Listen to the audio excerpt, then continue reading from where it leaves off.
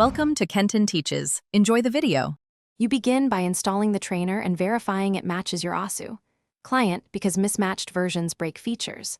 Once done, pick a beat map and set your practice loop start and end points. This focuses reps on weak sections. Next, enable slowed speeds like 1/2 or 0. 5 to keep accuracy while learning.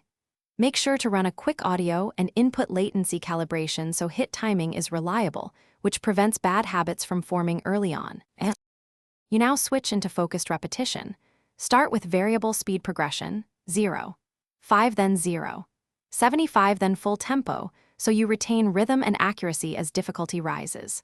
Once done, create short loops of 4 to 8 measures and repeat until consistency is steady, then extend loop length to simulate full phrases.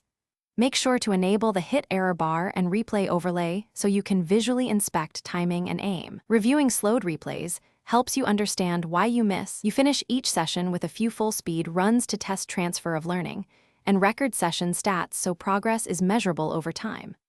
Once done, export your trainer settings or save profiles so you can replicate the same warm-up and drills next time. Consistency beats random practice. If things go wrong, check audio/input latency, verify keybinds are correct, and ensure the trainer version matches your Osu. Client mismatches are the most common source of odd behavior.